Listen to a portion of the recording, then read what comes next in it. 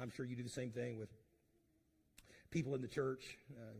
I know many of you have opened your homes up for fellowships and such, and we get to be a part of that a lot, but we get together with groups of friends at different times, and there's a couple of us, 3 couples, and I and my wife get together periodically, and we'll do escape rooms and just go out for dinner and such, or sometimes we just go to one of our houses, and because we're Baptists, we eat. That's always the center of the evening.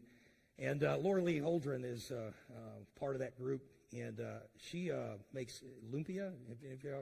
Lumpia, it's an addiction, so be careful. But it's a Filipino food. If you've not ever had it, it's kind of like an egg roll thing, but not really. And so kind of the deal we've made is when we all get together, I smoke a brisket, and she makes lumpia. And both of those meals take a lot of time to prepare. Now, I'm not claiming to be a barbecuist or whatever terminology you want to give to that. I'm a lazy man when it comes to smoking meat. I have the old pellet grill now. All you do is put it in, push the button, and voila, it comes out 16 hours later. You have to do a few things, but pretty much that's it. But it is a long process. Well, I've had Laura Lee explain to me the process of making lumpia. And I'm like, I think she likes us because that is a long process. I mean, it's like days sometimes to really prepare it all and to roll all of them up. And she'll bring over bags of this stuff. And so then the bargain is you get to take home the leftover brisket and I get all the lumpia. And what I'm saying is this.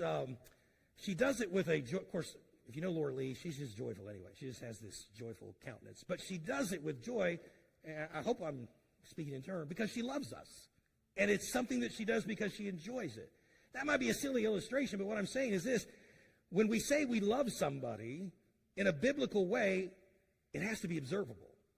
There has to be some action to it. There has to be some outward manifestation. And by the way, it's more than words, but it's also more than emotions. I have to clarify this because I think in the world we live in today, we really don't understand what biblical love really is. Our world defines it very differently. It's either an emotion-based type of love or more of a sexual type of lustly fulfillment. We throw the word love around, but we really don't understand what real biblical love is. I hope you do, but let me explain it just briefly, just so we know what kind of love we're talking about. 1 Corinthians chapter 13, we call that the love chapter, and hopefully you're familiar with it. But it's a list of outward things that ought to be observable that identify this biblical love. That the word in 1 Corinthians 13 is charity, which is the word agape, the Greek word agape, which just is unconditional love that God has bestowed upon us. That he understood who we were, and regardless of our sinfulness, he loved us enough to pay for our sins. So that kind of love is the love we're to strive for.